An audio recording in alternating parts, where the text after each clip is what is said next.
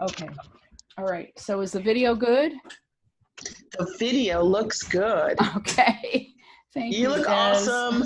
I look okay. Well, that, you know, I mean, I never thought I could even get that far. Sorry about that, Des. I know. It's like you're doing a television studio. I know, you know, I mean, and on the other side of the room, I've got all this radio gear for all the other radio Podcasts stuff. and stuff, yeah. Yeah, and radio music shows and radio talk shows that I've been doing and promos and Your anyway. screen just dropped down, so it's cutting off just the top of your head. There you go. Oh, perfect. Okay, all right. Right I thought maybe it was too much. Okay. Hey, sis. Hey. You know, I don't know when you got with Shane, but when I found Shane probably a year and a half ago around the springtime with all this event stuff, you were on sometime after that in the middle of the day. You guys weren't doing regular shows. It was before you started doing The Power of 8. But I remember thinking, I like her. I want to get to know her. So. That is so sweet. Thank you so much. I felt the same way about you. I got to know you in the chat on Shane's channel, Unbiased and on the Fence. Maybe before I had my channel. I don't know. You had your channel, but it was very small.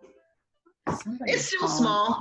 I have like 2,500 subscribers, and it's kind of staying at that level for 6 months because we're not promoted in suggested show more videos now with YouTube. So YouTube has stopped putting us in suggested video lists, but that's okay. We have our own community and we're growing. Right. People bump into us. Yep.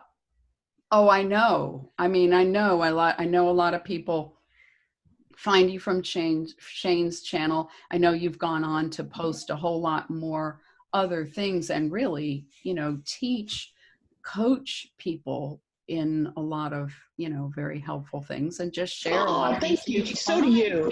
So do you. I love your videos. I love it when you go to church and you sing. I'm like, oh, that's so uplifting. Sometimes we teach best by doing. I agree. And just by being who we are, just like sends that message out. Yeah. Yeah. Well, the first thing that I heard you say that really struck me was you said, well, now that I know the divine is in everything, I don't kill bugs. That's the one that gets the most people. They're like, what? You mean I can't kill bugs anymore? I can't. Right. And I heard you knowing that was true for you, not telling everybody else what they should do, but what's true for you. Yeah. It's true for me, but that happened to me after I did the Course in Miracles. Did you do a Course in Miracles yet, Deb? I started it, and every time I started it, I was kind of like, I loved the beginning of it. I loved how it was channeled and how it began. And yet every time I read it, I was kind of like, okay, I feel like I've read a lot of this stuff elsewhere and in different ways, so I've never really stuck with it. But nobody has that I know. Yeah. And this is my little secret. I have a secret on A Course in Miracles that people who teach A Course in Miracles hate. They hate my secret, so don't tell them. Okay. The textbook is like 1,100 pages, and it's so bogged down with repeated information. Like even it repeats the information. So if you read 50 pages, you're like, wait a minute, I read this 20 pages ago. So my secret for getting through A Course in Miracles, which is worth the effort, the book comes in 3 parts with 3 books in it. Mm-hmm. The first book is that massive, heavy textbook. Yeah, 1,100 pages. The second part is the workbook, which is a lesson a day. Okay. And that's like, you know, it's some of the lessons, they can put 2 or 3 lessons on a page. So it's not 365 pages. And then the last book is really short and small, and that's the teacher's manual. The teacher's manual. So I bet you that's where the real... Yeah, that's where, but I'll tell you where the real gems are. Mm-hmm. If you read the daily workbook, that's it. You've done the whole book. You've done the whole course. You're already a teacher, and it's just repeated in the teacher's manual for teachers. And it the workbook gives you everything in that really heavy, heavy, heavy textbook. So people who teach this are like, don't tell people that. I'm like, I'm sorry. But the workbook is in the text in the first book. Okay. The workbook is in the textbook. Okay, that's interesting. Is it is actually working at a subliminal level of if you read it 10 times, you might remember it. And if you read it 1,000 times, you might believe it. Yeah. So the reason it's so heavy and repeat is, basically the whole message is that the only thing that's real here, the only thing that is real is love. Right. Anything that is temporary, like a human body, a job, a boat, a meal, anything that's temporary is not real. That's the illusion. Yeah. That's the illusion that we're either creating for ourselves or God is creating for us to teach us things. Either way, it could be self-actuated or co-creation with God, who knows? But the only thing that's real is love. Well, and because it's all us. Yeah. It's all, yeah. And the only way you can move forward is through love and forgiveness. That's the whole book. Love and forgiveness, forgiveness and love. And it's a beautiful book to read. And if you just do the workbook and then read the teacher's manual and then go back and just skim through that heavy textbook when you feel like it, you'll have 100% of what the course has to offer. You don't have to spend years reading it. And it changed me from like killing bugs that got in my space. I'm like, who says this is my space? This is God's space. I don't own this space. I'm just borrowing it. I'm visiting it. So if a bug wants to visit my space, it's alive. I didn't give it life. God gave it life, or source energy gave it life. What right do I have to take its life away? See, it's simple. And then, but what about the other half of, or part of that says that you are also God? I mean, is it God's space, or is it God's space and you are part of God? I believe it. I believe we are God and we are part of God. I think you do too, from all our conversations. I do. So much paradox. If God was a body, and we're the fingers on the body. Don't even be big. Let's just say we're the cells. Yeah. In an organ in the body of God. I like it. If you remove those cells or that organ, does that mean that you are not God, that organ is not part of God, that organ is been physically removed, so there's lives on earth, but does that mean that it no longer belongs to God? No, it just means that is God's organ, but you've moved it somewhere else.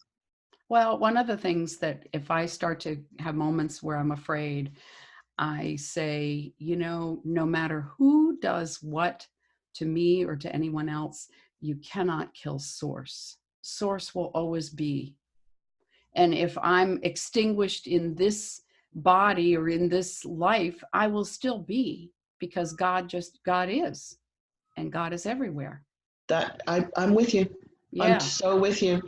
I don't think it's arrogant to say that because I am part of God, God lives within me. I live within God. I don't see that as arrogant. No. People fear that as like, oh, you think you're so powerful. I'm like, no, it doesn't make you more powerful. It makes you more responsible. Exactly. Yeah. And responsible is response-able. That's what Fritz Perls said. It's responsibility, the ability to respond. Which we do because we're alive. Yes. We respond to everything every second. Well, and I'm responding to you. Absolutely. And as much as everything doesn't exist or is just an illusion, I also have felt ever since I was a child that everything is alive. Everything is alive. Do you think maybe we were Native Americans in our past lives? Because I see everything alive, rocks, rivers, clouds. Yep. Everything is alive. Everything. I mean, even our furniture is alive. Yes. We can't see it buzzing at its wave level.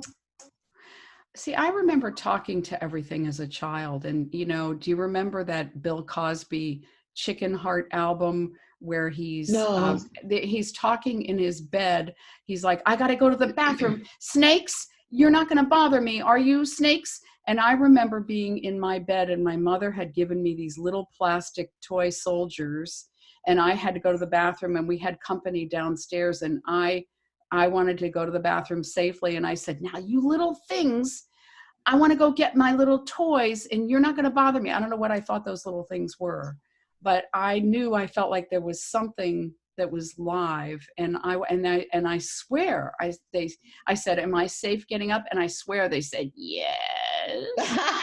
Like Toy Story, Yeah. like the movie Toy Story, where your toys are alive and talking. Yeah. Yeah. I really felt like everything was live. I still do. I mean, I just think that's, and our computers respond. I mean, I don't know if you ever heard of Kathy, I think her name's Kathy Fortier. She wrote Fractals of God. And It sounds familiar. She had a near-death experience that was a different kind, where she said she was told her guides were changing. And so she kind of went out while they were shifting to a new group. But she said that too. She said that she could tell that as she would talk to her computer and is that your dog? The dogs are playing tug of war. Oh, how cute. If I can get it away from them, I will. How cute. Not doing the show with Miss Debbie. No. See? My dog growls, and she does this nom, nom, nom. I said, you're chewing gum. Nom, nom, nom. Okay, doggies. No. You got to behave now. So the fractal of God kind of is what we were saying, that we're part of God. Yes. Because we're part of God. Well, I see God as everything that was, everything that is, and everything that ever will be. I do too. So that means we're part of God. Exactly. A very small part. And yes.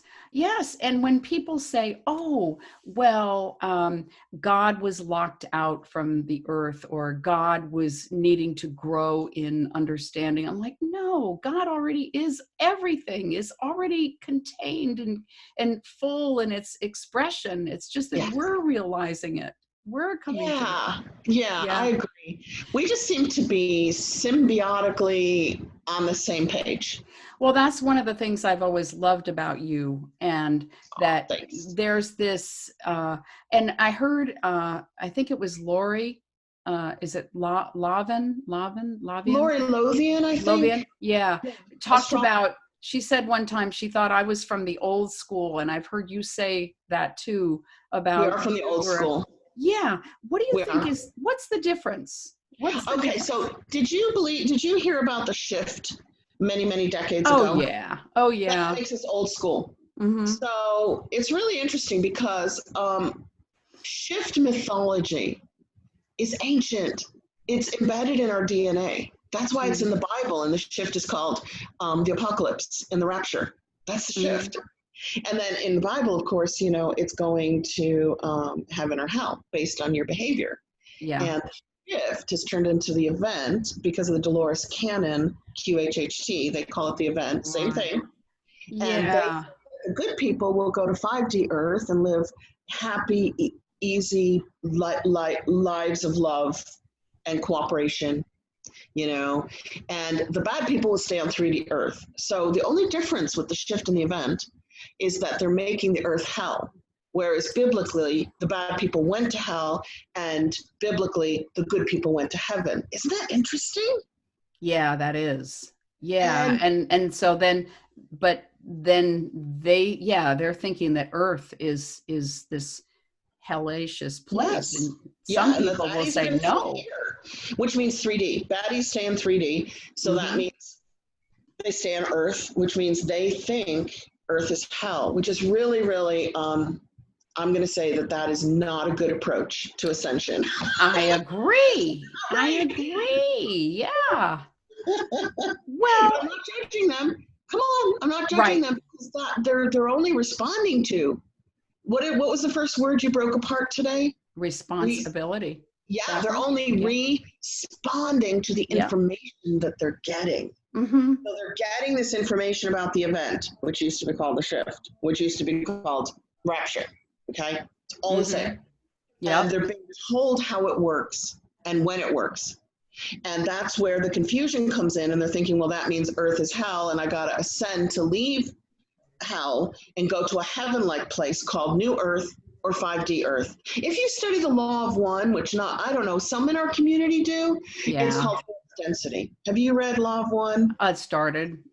I skipped around in it a little bit. Yeah, it's the same thing. It's just called fourth density instead of fifth dimension or heaven. They're all the same thing. They all have the same attributes. But if you study, if you study law of attraction and Esther Hicks and love Esther. Me too. I used to think, I don't want to read that. It's just more of all the same. But I love listening to her and her material. But it's the same kind of thing of, if you aren't happy where you aren't going to get anywhere by holding on, by continually going on about that. You need to find a way to love it and appreciate it. Okay, that's because I love Esther Hicks. That's because that which you focus on grows. Yes. That which you focus on with feeling grows faster. So that applies to the good, it applies to the neutral, and it applies to the negative. So if you're going to focus on a hellacious earth, you're going to be in hell, basically. And if you're going to focus on the beauty here, the greenery, the animals, the people, the children, the sky, the clouds, there's so much beauty here. If you focus on that, that grows. It grows for you. Yeah. Not only that, but because we have a hive mind or a connected consciousness, it grows for everybody. Yeah. It makes the world better for everybody. So I'm such a fan of the law of attraction. I think it's like your compass. It is. It actually is. I used to think, it's way too trendy and, I don't know, hip language kind of thing, but it's real and it works. Yeah. Did you ever listen to Neville Goddard? No, I keep hearing his name, but I have not. Yeah, because people online are starting to rediscover him. He is from the early last century, early 20th century, as part of the New Thought movement, which became New Age, which became us, which is, what are we? Are we the light workers? Because nobody uses New Age. It sounds occultish. Oh, I know. New Thought. So what are we, Debbie? What I don't know, because I heard New Thought and Metaphysical back in the 70s, and that's what I thought, and New Age. I'm metaphysical, you're metaphysical, but nobody uses that. They don't go, the metaphysical community. They kind of say the light working community. That's one of the descriptions. Yeah. Okay, so Neville Goddard is from New Thought. Okay. And that became New Age, and now it's light working. So he's an early light worker teacher with Waddles and Norman Vincent Peale. Oh, okay. Napoleon Hill. Remember him? Oh, yes. Yep. Thinking and the only thing he ever talked about was the physicality of the law of attraction. And Neville Goddard's are the most interesting, I think, to listen to on YouTube, because he's like, if you want it, you have to see it. But you don't only have to see it, you have to believe it. But you don't only have to believe it, you have to feel it. And if you see it and believe it and feel it, it's yours. Yeah, it's like Greg Braden that talks about how feelings and emotions are not exactly the same thing, but that when thought, feeling, and emotion come together, that's when, things really happen. That's when we really make things happen, because we're completely... Yeah, I think his thought, feeling, and emotion is like other people's thought, belief, and feelings. I think that belief part is getting in there as either emotion or feeling. I'm not sure which, because beliefs are so different from thoughts. Well, they are. They're actually a lot deeper in a way. If in working with people, a lot of times, got to help people get past what they're thinking, because there's beliefs behind that are propelling those thoughts. And they're ingrained. The beliefs really might stem from childhood, and you might not even be able to remember when and how you obtained the belief. Because the beliefs...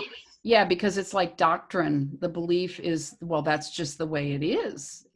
But people don't always know how to unpin from that and go, there's other, like, I remember talking with a client one day and saying, we're not taught to like ourselves. And that was pivotal to him.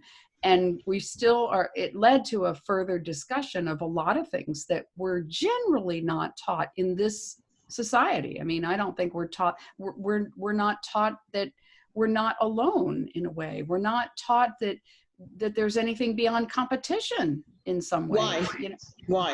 Why do you think we're not taught to because they want to keep us separate. Yeah.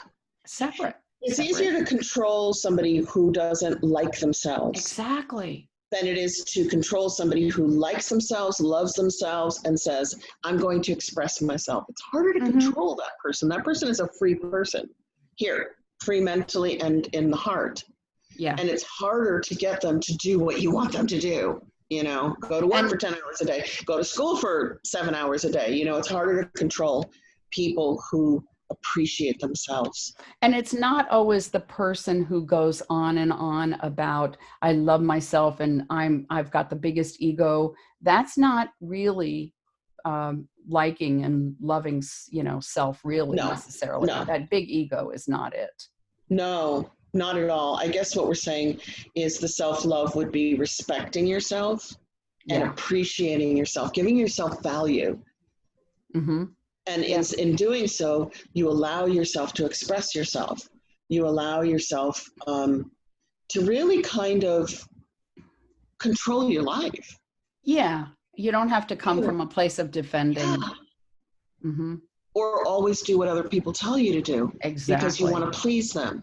Right. You know, so it's a dangerous thing, this human need for freedom, and it's a beautiful thing, and it's blossoming now. It's really coming out now. And the control mechanisms of the last 2,000 years are starting to crumble under pressure. Yeah. You know, there's this blossoming of humanity, and humanity wants to be free and creative. And if you allow humanity to be free and creative, then you've got a really happy place. You've got a really compassionate, peaceful, healthy place. Well, and it seems to me that when we operate from that vibration, that there are new laws that make a lot of things, we come from a totally different place where things are easier, and it really is a new kind of new laws compared to those old ones that are so divisive. Yeah, and you know what? It's okay that the existing structure of laws is fighting to maintain itself, because that's what happens in 3D, in 3 dimensions on Earth. If you spend your lifetime trying to prove a theory that you have as a scientist, and you think you've pretty much proven it, like say black holes and dark matter, it's a theory. It's a theory. It's never been seen. It's never been measured. It's never been tested.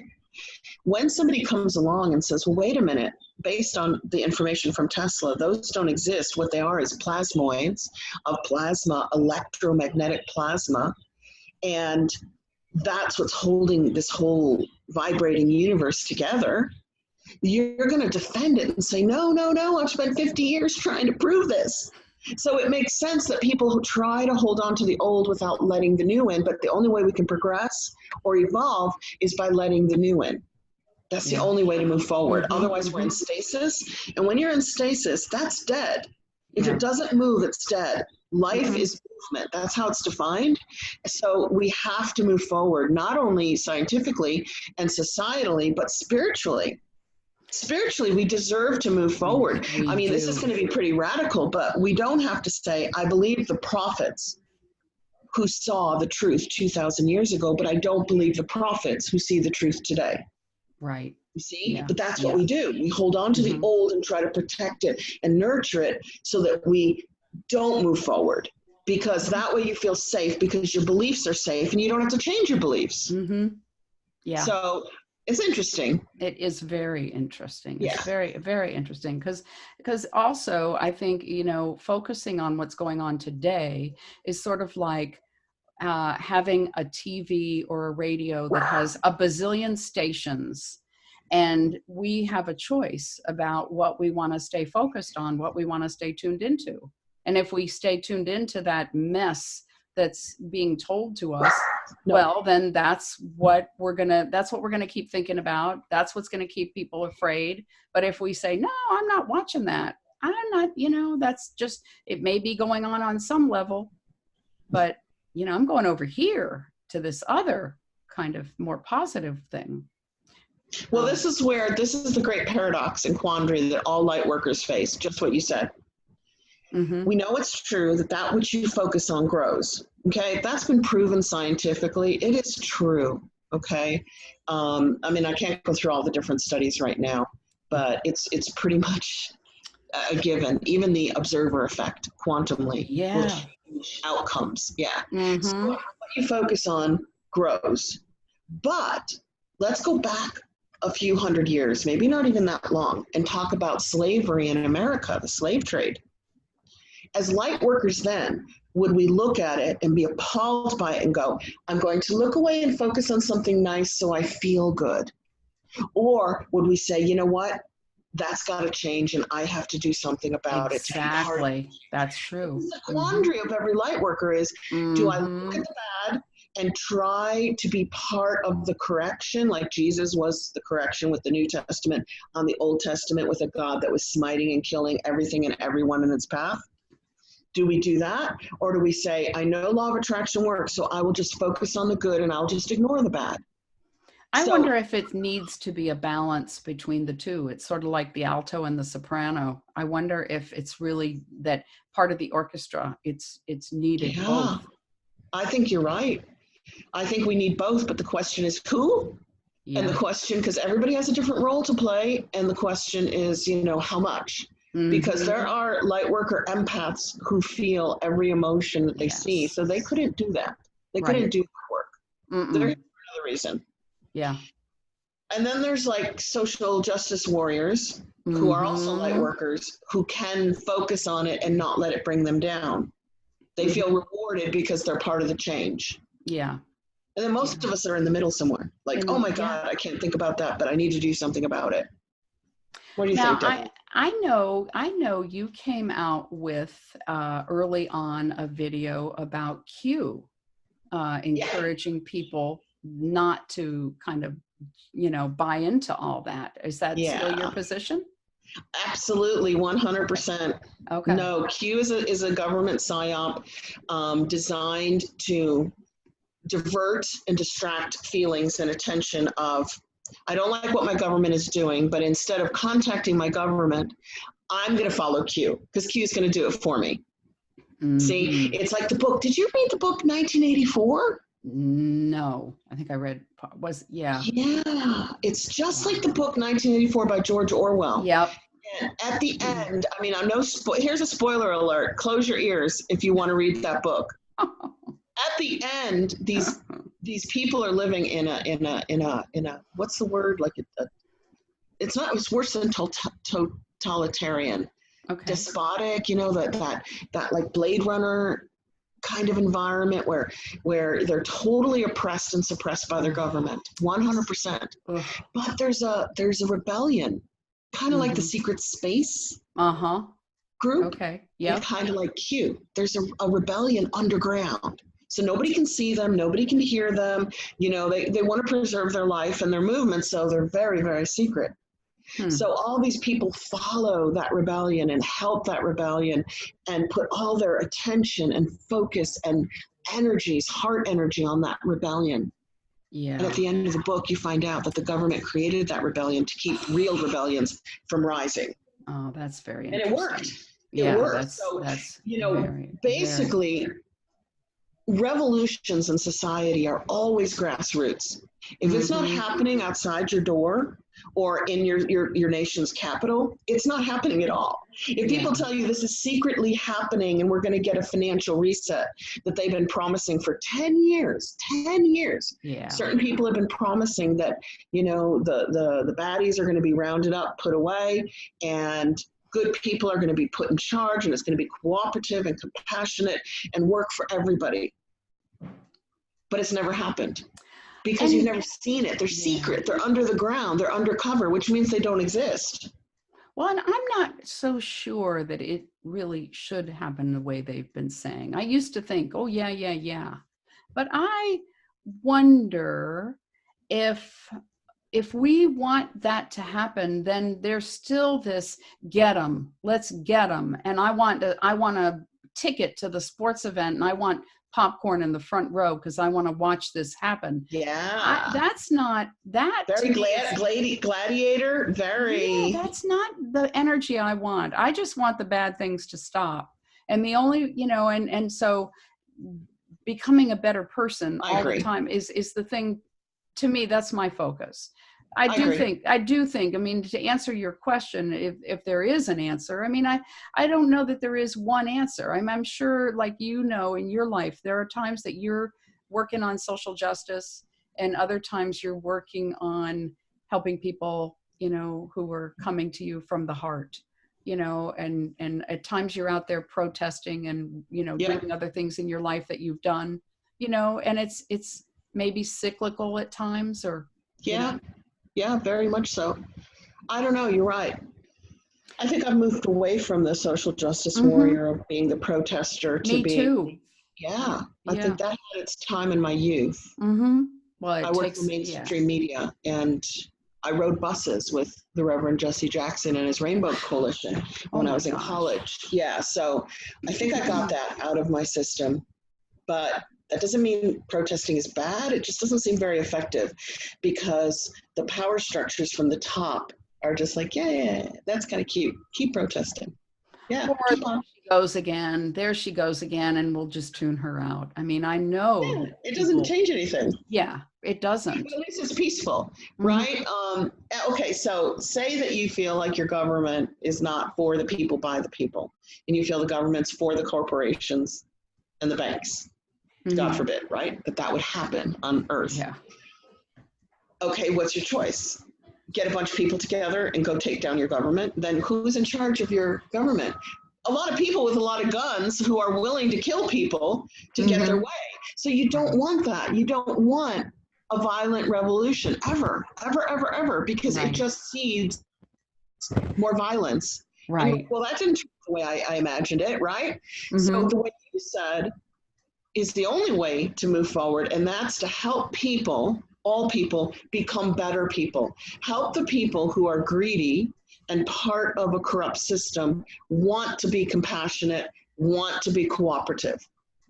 That's the only way you can do it. I mean, imagine a room full of toddlers, right? Like I had a nursery school in England.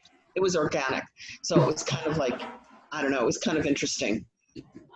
And you go into that room with the toddlers and they're all about me, and they take constantly from the other people. Like if one toddler walk up to another toddler, see the toy that looks interesting and pull it out of their hands and say, no, I want that. And then walk away. And if they're not allowed to walk away, they might hit the kid on the head with it. It's like, if that's human instinct at the toddler stage. So I see humanity as slightly older than a toddler. We're getting out of our toddlerhood where we have to see and take everything for me and not give, share, cooperate. How about you? I'm laughing because Brian Weiss used to say that he thought we were at the high school level. And I used to say, no, I don't agree. I think we're at the kindergarten level. So when you say toddler, good level, because I think we're slightly better than toddlers, but not much. Yes. Yeah. So that would be a kindergartner. Okay, you've convinced me. I'm going to change my scenario to kindergarten.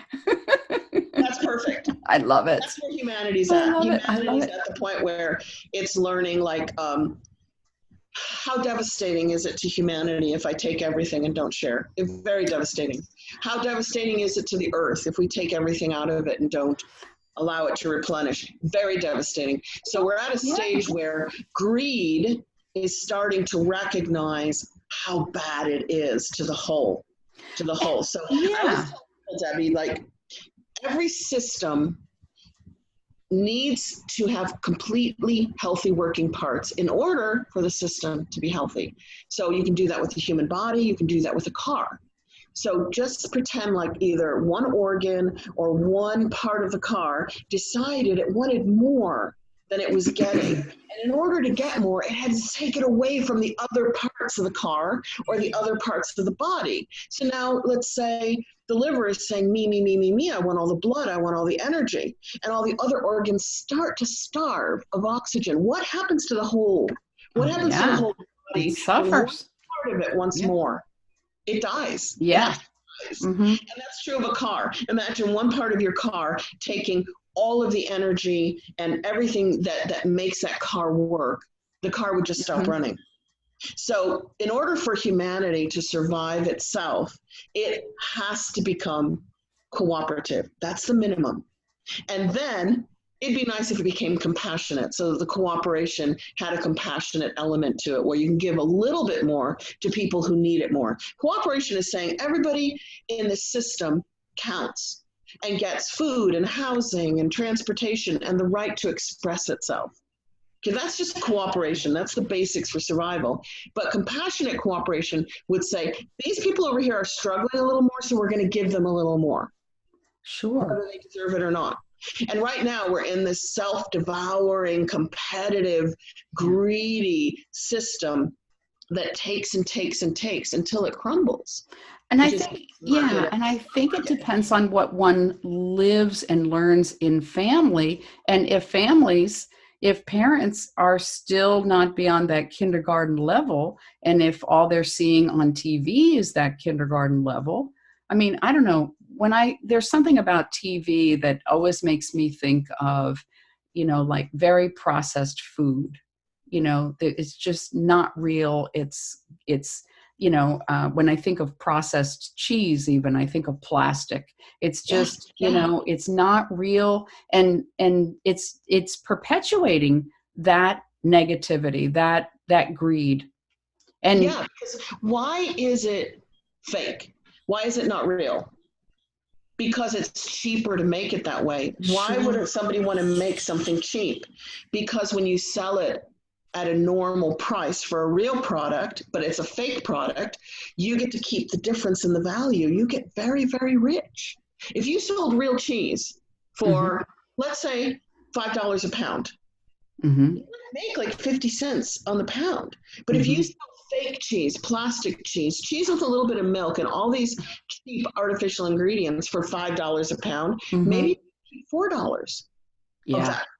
So the cheapness and the fakeness of the food and other things in our society are only being done to give a lot of value, a lot of monetary value to very few people at the expense of the many who have to buy it and consume it because they get sick eating it. And also keep people not feeling well, keep people dulled and dumbed down by not feeling well because they're not getting real food. For the pharmaceuticals. So that's a win-win situation in a competitive, greedy society. That is considered a win-win. Because not only are they paying the price for real food, for fake food that makes them sick, but then they have to buy the medications and pay the pharmaceutical companies on the other side as well. Yep. That's not a system set up for a healthy system to continue prospering and being healthy. That system is set up to devour itself, which a lot of people call like cancer. The system we're living in right now has a cancer, and the cancer, like, how cancer sucks up all the blood by creating uncontrolled blood vessels. It's basically what cancer does. I've looked it up. That's what our society is doing. The greedy corporate banking elite are sucking up all the resources that are there for the whole. And everybody at the bottom is starting to suffer more and more and more. But I mean, if they read their history, they'd know that they'll only suffer so long before they flip it on its head and remove the cause of the suffering. So the people perpetuating this are not in a good position right now. No, they're not. They're not. And they know it. They know they're not in a good position right now. It has nothing to do with Q or a president or anything like that, because there's a Native American saying that the left wing and the right wing belong to the same bird. Now, the bird is that corporate banking greed. And whether you vote in a Republican or a Democrat, it doesn't matter. It's all for show. Yes, I believe that. So I want to change up here and ask you to talk about your book, because this is very exciting. Woohoo! I'm now flashing the book. Is it in Kindle yet? It's probably reading backwards, right? Does it read backwards? It says Mandela Effect, Friend or Foe, And it's by me, Eileen Colts. It's by Paulo M. Pinto. You will know him on YouTube as Spirit Walker Channel. Okay. It's by Shane C. Robinson. You know him as Unbiased and on the Fence channel. Yay. And it's by Vanessa Va. And you know her as Vanessa Va channel. Okay. So 4 of us did about 300 pages. And it's interesting, Debbie, because we printed this on Amazon. We did the Amazon publishing program. Okay. And Kindle. And we did it single spaced on lines because that's how books used to be printed. I'm going from my memory. Nowadays, I didn't realize they print them at 1.5 spaces. So there's fewer words on the page. So the book would be like 500 pages, but you'd feel like you're getting through it faster. You'd feel like, oh, I just read 30 pages today. Well, in reality, on single spaced lines, you probably read 20, and ours is like that. It's 300 pages of jam-packed information on the Mandela Effect, its causes, possible causes, its possible meaning, its possible direction. It's just got everything you could possibly think of, almost, you know, because there's other things that we haven't covered, I'm sure, that's related to the Mandela Effect. So you're Mandela affected, am I right?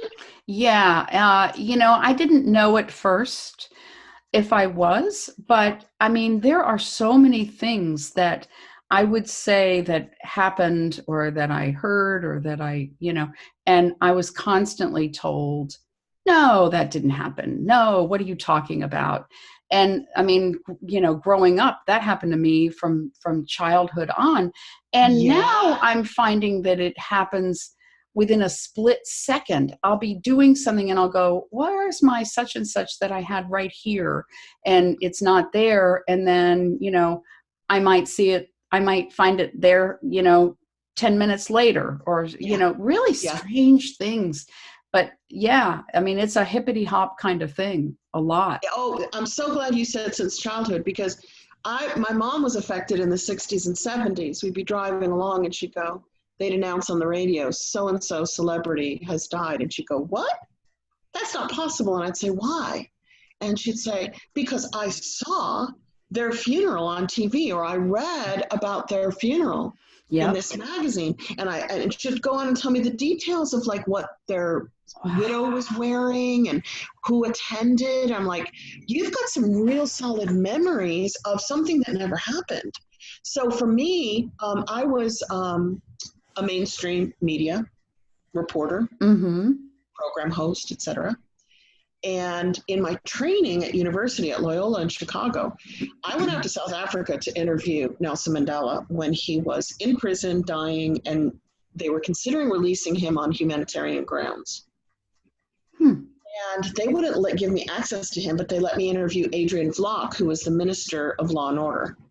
So he was responsible for working it out so this dying man could be released. Now, before I tell you my Mandela effect, it's really important to know that the news that we're given is, you know, half true, half wrong, because he was not jailed for speaking out against apartheid. He was jailed for planting a bomb in a train station in Port Elizabeth that killed 4 people. He was jailed for life. Now, interestingly, years later, Adrian Vlok, this Minister of Law and Order, was not jailed, but admitted to bombing a church and an opposition party. So I'm not making judgments on either person. Right. You know, this is judgment free, because both were pretty bad if they're both planting bombs, right? So judgment free. I was working at National Public Radio in Chicago in news when I heard the reports on my news feeds that I was doing local, and then we would bring in the Washington feed, about Nelson Mandela's death around 1987, 86. So I'm one of those early Mandela Effect people. Sure. In 1995, I was working in England, and he showed up as the president of South Africa touring with the Spice Girls. Do you remember the Spice Girls? Some British pop girl band. And I'm like, whoa, where did he come from? He died in 87. So I had a very specific reason to know he died in 87. Some people remember him dying in 91, and there's a book in South Africa teaching children English that says he died in 91. So they've got some validation. Wild. Me, I went out there to see him. So I have a very good reason to remember when he died. I was intimately involved with his release. I wanted to know about his release on humanitarian grounds. So I was affected from 95. Cynthia Sue Larson, great physicist, quantum jumping books, channel on YouTube. She was affected from the 90s and called it reality shifting. I love her.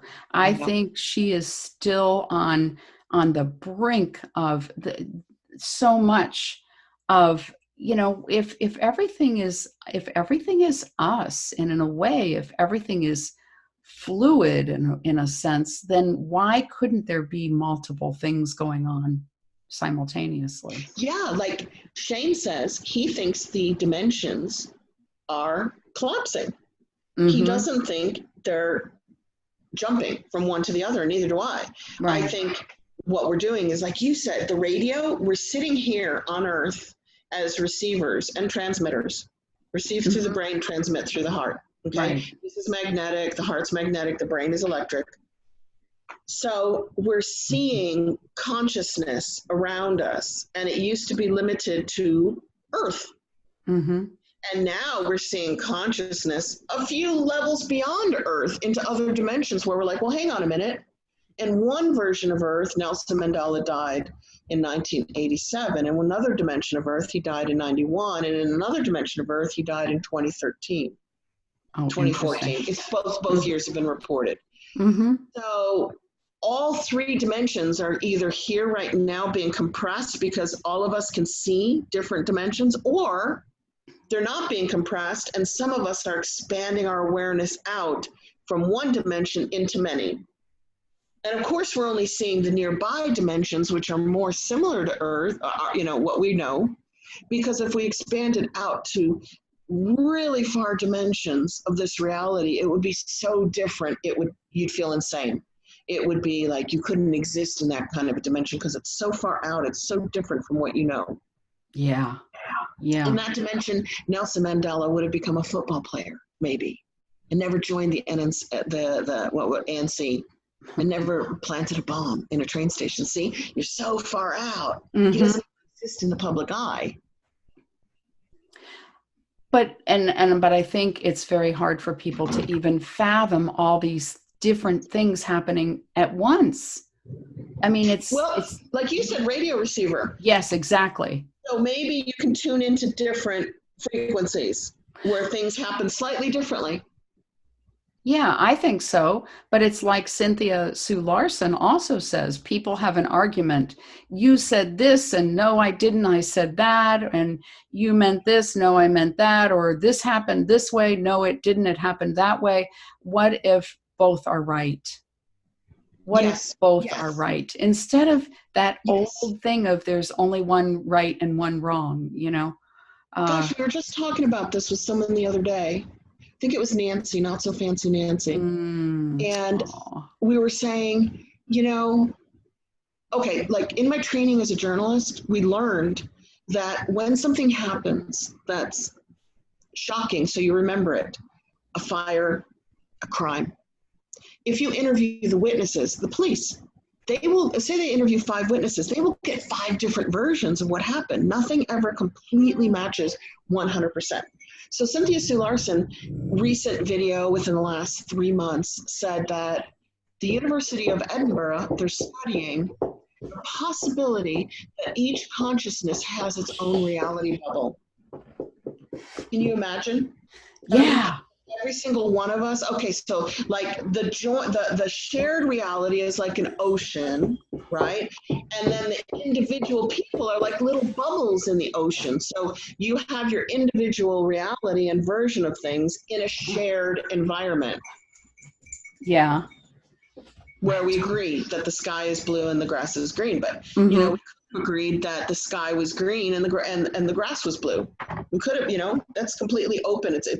It's common consensus, right, on this reality that we share, which is just the matrix. It's the background. It's the background. Our real reality is inside of us, and we project it out with our thoughts, our feelings, our beliefs, our actions, our words.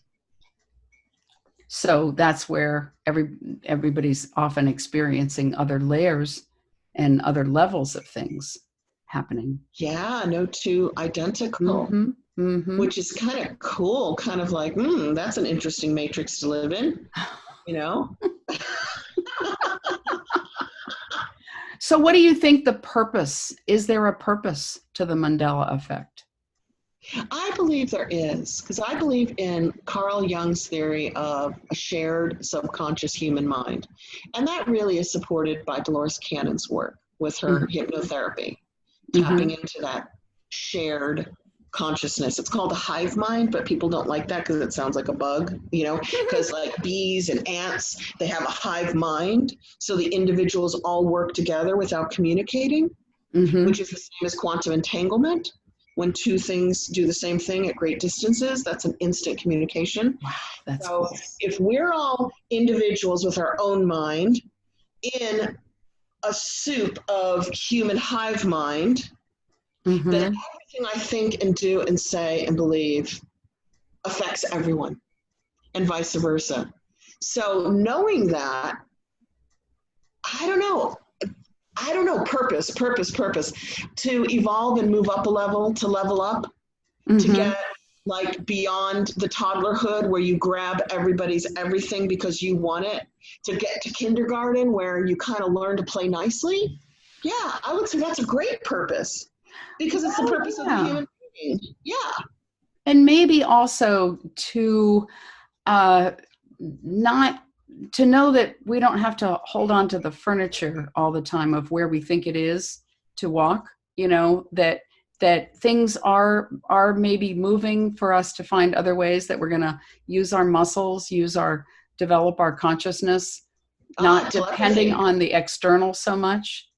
As you well know, the studies show that people who lose a sense, like hearing or sight or touch, their other senses heighten.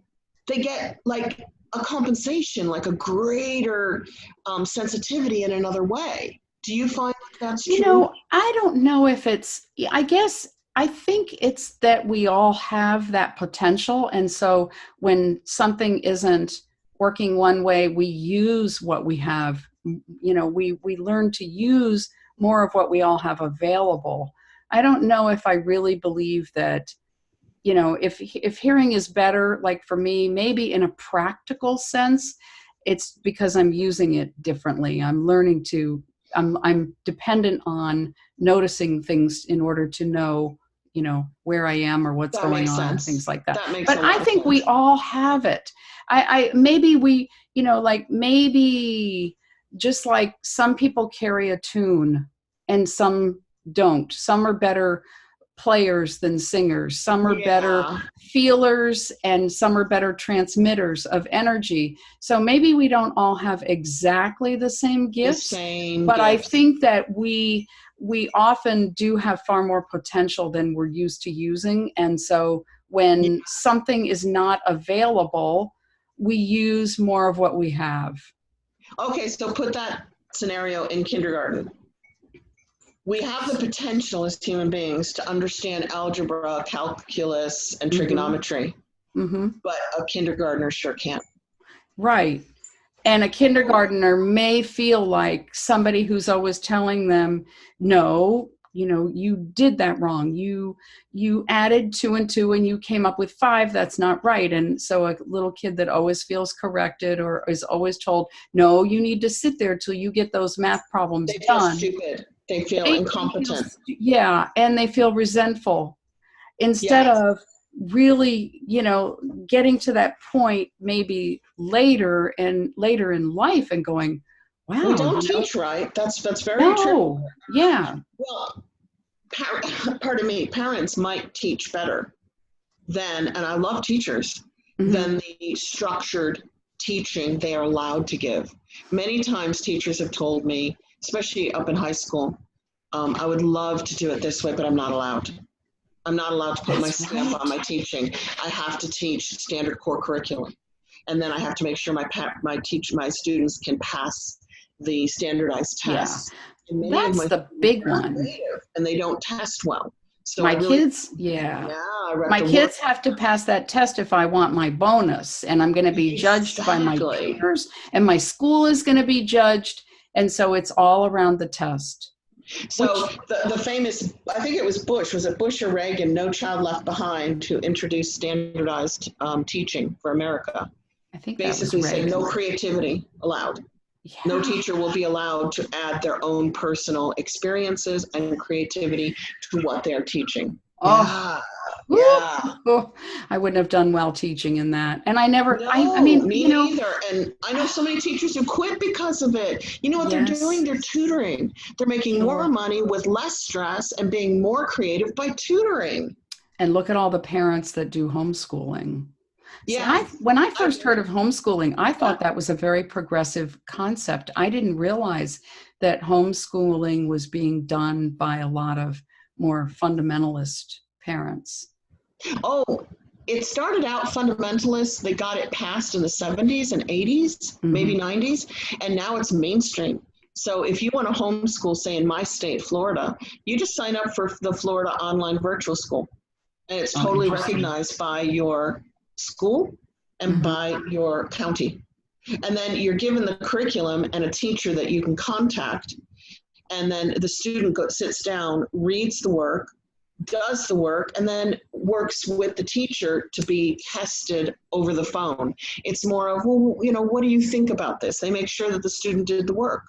Mm-hmm. How do you remember it? You know, what impression did it leave on you? It's far more creative Yeah. for Yeah. many than sitting in a classroom and just spitting out the information that they're required to spit out. Oh, yeah. I remember I would start each year being excited, but it wouldn't be long. And I'd be bored and like just Yeah, feeling like it didn't make any sense. And there was no, yeah. and all that homework that kids are given, it's not, tied in for the most part into something that can be integrated into their lives. I remember my daughter getting 4 hours of homework a night in 8th grade.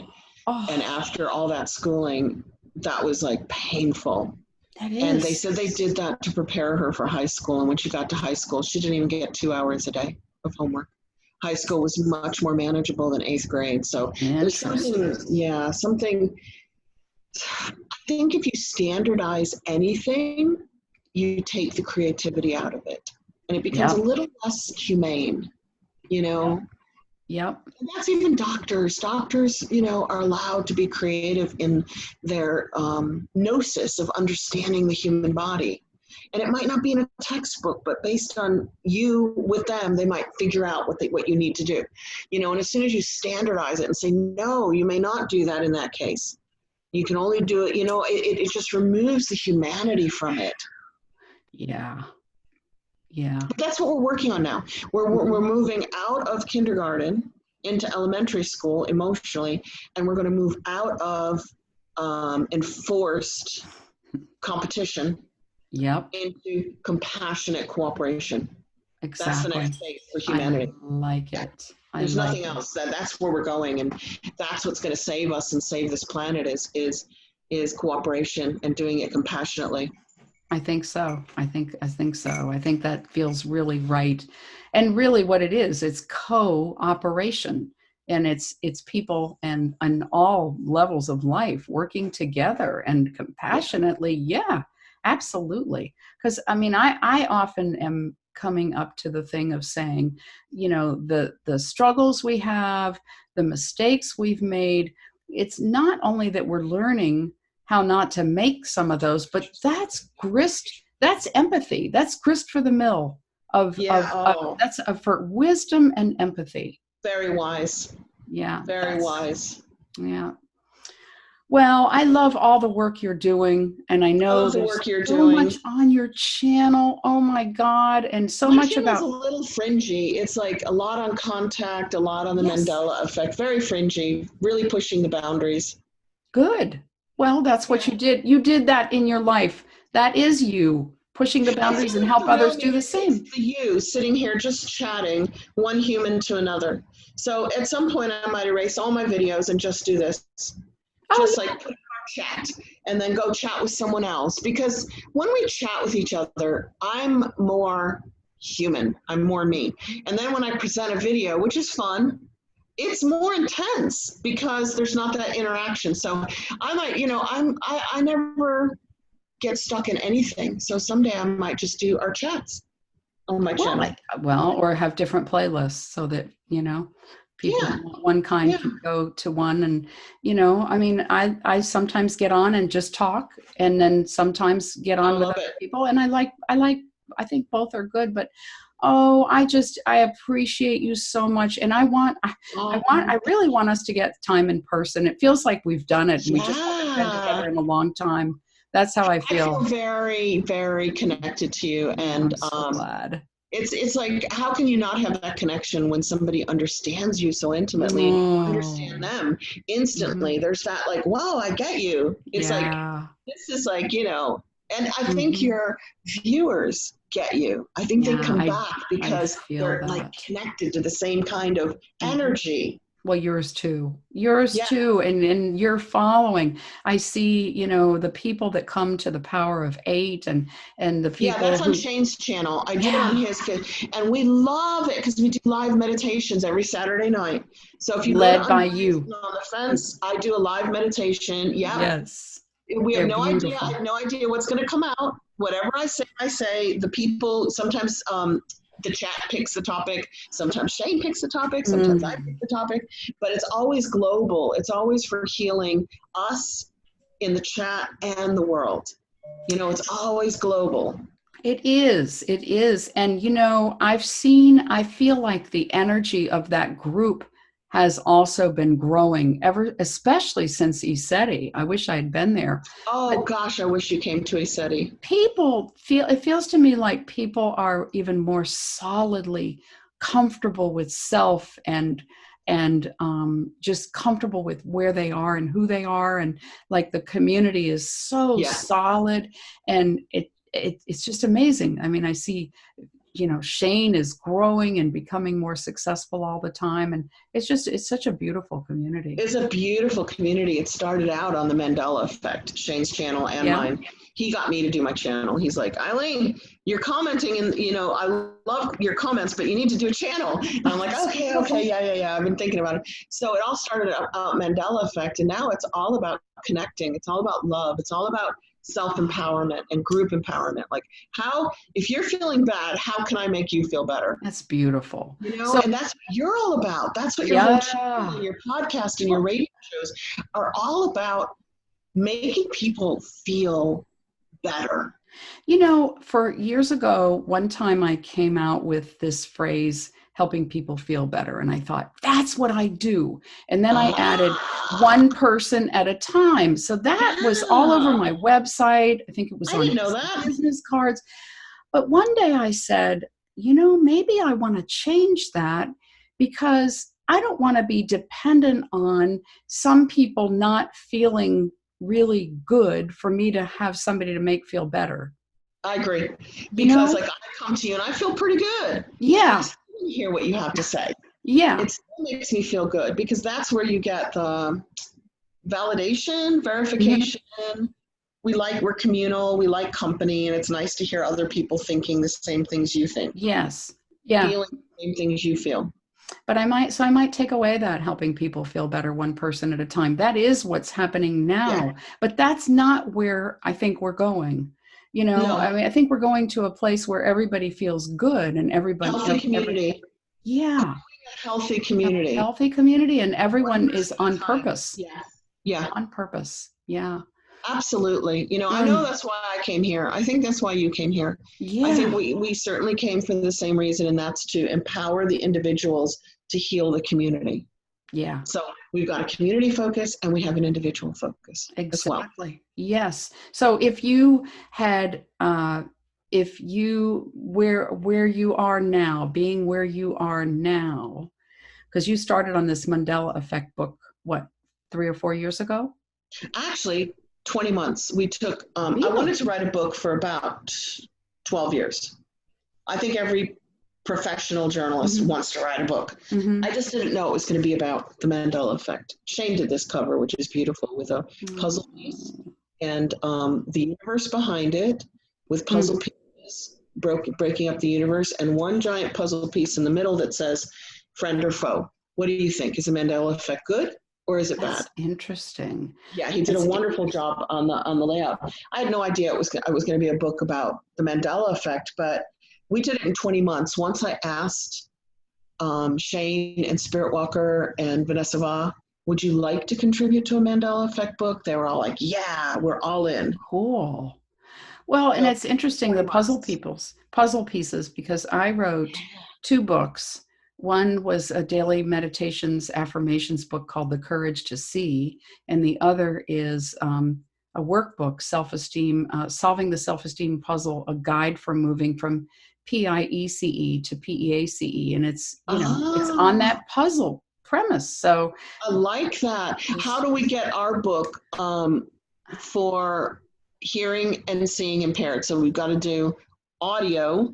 Yeah, if you did audio, how do we do it for seeing impaired? How do we get our book? If it's in Kindle, we have the iPhone and the Android app are now accessible. So that's one way for people. Yeah, it's Kindle app we can go get books that we never used to be able to get. Yay! So I maybe don't have to do anything to it to. You could, yeah. Not everybody uses a smartphone. There's another thing called Bookshare, BOOKSHARE.org, and there are a lot of books up there that publishers. I don't know how Bookshare gets the publisher to release it, but if that were released, then people who use Bookshare could get that book. I'm writing it down now in my phone, so that I can actually contact them and say, I would like this book to be available on Bookshare. Now, if you wanted to read it yourself, you could also contact audible.com. And there's a NLS talking book library that picks up a lot of books that are on Audible. And that would be cool in your voice. It would be really That would be amazing. Yeah, it'd be really, really great. But I'm telling you, it is full of so much, not the whole book. There are sections full of so much science. It's like, wow, how do you speak science? That's incredible. Yeah. But there are people who want that. There are people that will debunk anything if it's not that scientific. I mean, a lot of times I could care less about all that, evidential stuff. But there are people who want that. Have you read, Nassim Haramein's work? No. Okay. He's one that... oh, gosh, of course I do. Yeah. He's a scientist. Yeah. Brilliant. Yes. I've got his YouTube channel. So Alea Antonin, I think is how her name is pronounced, wrote a book based on his work called The Technology of God. And it's a novel, but it's about his work. And it's got all the science in there. And, there are people who will read that and go, I had one client who went, nah, no, I can't get with that. Other people who were, it was like it catapulted them into a whole new life just based on that work. Some people love the science. I'm a science lover. And other people are beyond science, and I'm beyond science as well. I don't need the science in order to appreciate something, but I enjoy science. But that's one of the things I appreciate about you, because you're so deeply spiritual. You have so much of a sense of history, and you can really speak in that scientific language. And so, you can respond to anybody who has one yay or nay kind of comment. I can respond. Some of it, might be scientifically accurate, and some of it might be gnosis, but thank you. Thank you. Really I started reading science when I was, I think, 12. For my birthday, I got my Omni and Science Digest. When magazines were like wonderful, and you had 4 channels on the TV, so you'd rather have a bunch of magazines sent to your house for interesting stuff. So I've been a science lover all my life. I think it stems back into past lives. I really do. Yeah. I studied world religions, went to a Jesuit university. I was a Christian raised in the Middle East. Why wouldn't I study world religions as a Christian? Whoa. Right? I opened my first nursery school in my 20s in Egypt. So now I've got my love of science, studied it formally at university, and my love of spirituality, studied it formally at Loyola, and I squished the two together, and I come out with a Mandela Effect book, because until now, I had nowhere to relate to people about science and spirituality. Now it makes sense that metaphysics is the current, it's the current. Right. If you're into metaphysics, that's where things are going, the scientific and the spiritual. Yep. So all my past decades, I'm 58, Debbie, have prepared me for this moment when it's okay to talk science and spirituality in the same sentence. Yes. Well, I'm lucky, really, really lucky. You do I just figured this would all be for me, and that I would live my life and never share science and spirituality, which is called metaphysics, right? Yep. Yeah. Wow. So do we thank YouTube for bringing us all together and making all this possible so that we could communicate? Yeah. Yes. Oh my God. Yeah. Absolutely. So YouTube's not such a bad thing, even though they're trying to stop us from talking live. I figure the more that we don't say the kinds of things they don't want, the more we can find ways to say things that we really do want said that don't have to be pushing buttons. Onto it now, so they totally wouldn't like this conversation because we mentioned a couple of words that the bots wouldn't like. Yeah. Oh. Never mind. Oh well. Never mind. Yeah. Nah, I tell you, wow. Well, I appreciate you for the exact same reasons. A true metaphysician in every way. Oh gosh, thank you. My Pomapoo just jumped up behind me, so that is half Pomeranian. Hey, Mocha, baby girl, come here. Come here. She's so pretty. She's been shaved. Usually she's really curly. Come here. That's half Pomeranian, half poodle. Come here. Come on, stand up. My baby girl, my guide dog that has cataracts in both eyes. Oh my God. So I have to retire her. I did retire her. Come here. But you get to keep her? Yeah, I'm keeping her. I don't know if you can see her though. I see a nose. I see a nose. Come here. Can you get closer? Oh. I can hear it jingle jangle. Come here. Here. Can you put your feet up here. Oh, bless her. Oh, come here. Oh, look. You see her now? Black lab. She's a Goldador. She's a cross between a golden and a lab. And she's 10, going on 3 maybe. Well, my poodle is now on my shoulder. So this is one. On my left shoulder. I love it. Oh. And what teachers they are. Mocha, enough. She's a year and a half, so she's a bit of a baby.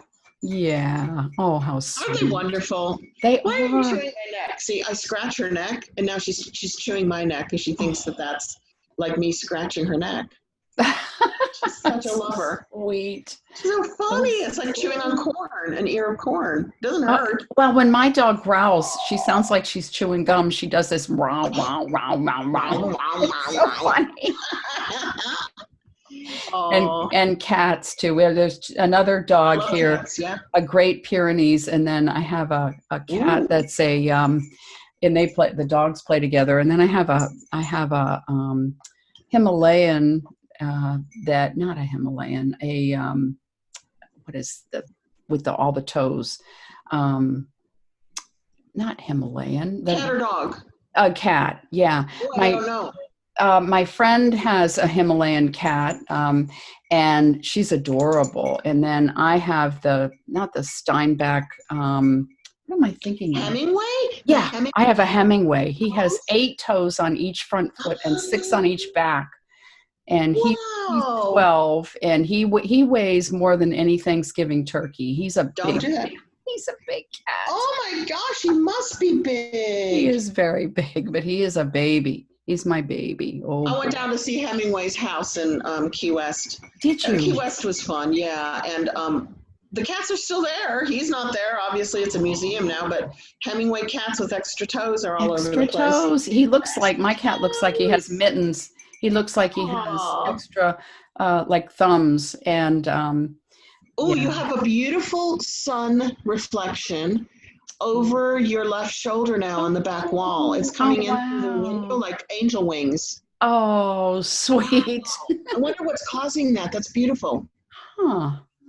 Interesting. Yeah. You got like angel wings over your left shoulder. Well, there's candles up here. There's a big thing of candles on the wall. No, it's coming in through the window through sunlight, and the sunlight is putting like little beautiful designs. I have these little things in the window that rattled some. These little solar powered angels.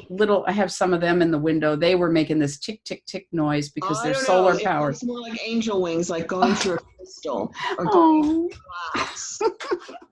Yeah. Cool. We're getting some blessings from Source telling us, hey girls, you're on the right track. Yay. What, baby girl? What? Yeah, what? Ah, there she is. Oh, look at her.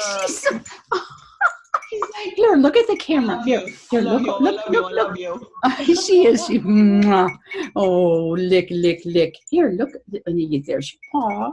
There's your paw. Yeah. She's a big one. That's a big paw. Yeah, she's a big girl. She is a big girl. Oh, she's number 7 of guide dog for me. She's number 7, but she's my favorite. She's the one that taught me the most. When you can't use them to guide you and you keep them, do you have to get another guide dog? I will get another one, but I'm giving it time because she's super, super attached, and I'm trying to have her not feel like, like, wait a minute, why aren't I going with mommy? So I've been going out a lot and traveling a lot and not bringing her. Yeah, I was going to say, you're now her guide, right? Yeah. People will go, oh, there goes one of them blind dogs. Well, with their service person. Yeah. Oh gosh. Oh yeah. And I've often said I want a guide cat, and do they make guide cats? Do they train? No, but I've dreamed about it, and there is a song called Guide Cats for the Blind. It's hysterical. I feel it's possible. I feel like cats are so smart. They could be guide cats. I do. I used to have dreams about walking through the mall with my cat. Yeah. They're so smart. They are. They have to cooperate. They might say, you're going where I want you to go. And they're like, no, I'm taking you somewhere else. I feel like seeing the aquarium today. Yeah. Oh my gosh. Yeah, but I don't know. Cats are they're just incredible. I like cats. I have an eye allergy. One eye blows up and gets really it gets very I can't see through it with cats. But that was a long story. I was working in Romanian orphanages. You would love that story. And there was one caregiver to 80 children, and I walked in, and it was kind of like the zombie movies, Night of the Living Dead, and I was surrounded by, I had to try to touch and hug dozens and dozens of children. And they just the hygiene. They would take one rag, warm, and wipe every child's face. So all 80 would get their face clean. So anyway, I got a massive staph infection in my eye, and I had to go to the eye hospital in London called Moorfields, I think. And they got it taken care of, but then ever since then, that eye reacts to cats. How weird is that? And they said it's because, they said it's because all the capillaries are open permanently. And protein in their spit. And they lick their fur, and then the fur goes in the air, and then the protein goes in the capillaries, and the eye starts to weep and cloud over. So I'm actually allergic to cat spit, which is, wow. Yeah. But I still love cats, and cats often adopt me in different places that I've lived. A cat would just in with me, it just would happen. So what do you do? I mean, can you be around them? Now I don't keep cats. Now I can be around them for a day, but if I'm around them for 2 or 3 days, I can't see out of one eye. Oh, okay. I can do a day. I can do a day with cats. Yeah. I do love them. You don't stop loving an animal just because you can't be around it. That's right. Yeah. Oh. Well, this has been absolutely wonderful. I enjoyed it immensely. Me too. Oh, now you have an angel over your left shoulder. Wow. Just looking over your left shoulder. This Hmm. is amazing. That's It's cool. just an angel of light that It's is interesting highly because reflected on your wall. I used to sit at the other side of the room and I had angels behind me on that wall. So that's interesting. I don't think there are any Seriously? angels on this wall. Like, Yeah. where'd they come from? I mean, this looks like something that the sun is reflecting through a crystal to put that. I don't know if there's, I have to check it out and see if there's anything on that wall behind me other than the candles. But on the other wall, I know I Oh, it's have coming from the window. It's not coming from the wall. from the And there's window. only candles on that wall. And it's definitely sunlight. I think it's sunlight. Don't you think Yeah. it's sunlight? Yeah. Yeah. Yeah. Huh. I'm facing my big window over a lake, so I'm getting flooded with sunlight all over. I lived in South Florida for so long. I would just, it would be so cool to be down there visiting again and to get to see you. It would be really cool. Well, then maybe that will happen someday. We We'll just got to see. put it in Yeah. our manifestation law Yeah. of Or I attraction. should say visiting you someday again, because it really does feel like we have. It does. Absolutely. Well, Yeah. let's do this again then. All right. Yeah, absolutely. And any topic. Any We didn't topic. write topics, did we? We didn't even discuss Nope. topics. Nope. I kind of like doing it that way. I just kind of like, I mean, I knew we'd talk about your book, but I just knew we would go wherever it went. So How nice is that? How if nice is you that? ever have topics and you think, well, you want me to do this, just let me know. We'll make it happen. Well, if you don't mind, I love this conversation. It feels so Oh, yeah. natural. I'd like to upload it to my channel and then put a link Absolutely. to your channel so people can subscribe. Absolutely. I'd love that. And vice Yeah. versa. Absolutely. Wonderful. Thank you. I really All right. appreciate that. And Yeah. then my people can get to know you more, although I think some That'd of be my people wonderful. know you from Unbiased. Yeah. For sure. Oh, yeah. For So sure. sweet. I need to get Shane on here. I need to spend some time with him. I missed him. We Yeah. traded BQH and it was wonderful. It was Oh, I really, really. forgot you did your BQH. I've signed up for the course. I haven't done it yet. I'm in Lynn McTaggart's Power of Eight Intention Masterclass, and it's a whole year. So I'm afraid now Wonderful. my BQH, if it's still good, is going to have to start in 2020. Oh, okay. Does Candace know that you, because I thought she gave like a year or something to complete it. Does she know that you're, No. okay. Well, anyway, yeah. Well, anyway. Oh, I didn't know that. Yeah. Okay, so I'm probably past. Well, just let her know. She knows who you are. I'm sure she knows who you are. I'm sure it'll be cool. But, just that you have it and, you'll get there. Yeah, I still want to do it. I'd love It's to do that beautiful. class. It's beautiful. And Completed a course with Anita Morjani. Do you know her? oh, yes. Trying to be me. I love her. Oh my God. Yes. She is amazing. Yes, she is. She's a beautiful person, literally. She is so sweet. So So sweet. loving. And her love with Wayne Dyer and vice versa. Oh my God. Yeah. Yeah. Oh, wonderful. So I did that. I got to do Anita's course recently. I didn't know she had one. So, yeah, it's on you'd like to know about that. What's it called? Shift Network. Oh, Just okay. Network.com and see who's teaching something. You'll find cool people there. All right. Okay. And they're like $300. So, I mean, Lynn's is like $500, but Anita's was more affordable, like $300. Yeah. So it was, you could spread it out on a credit card and pay it off slowly and feel like you've done a course. Yeah. Oh, Anita is just so genuine, so sweet. Oh my God. So that's great. I'm glad you did that. Yeah. So hopefully I'll get to do BQH next year.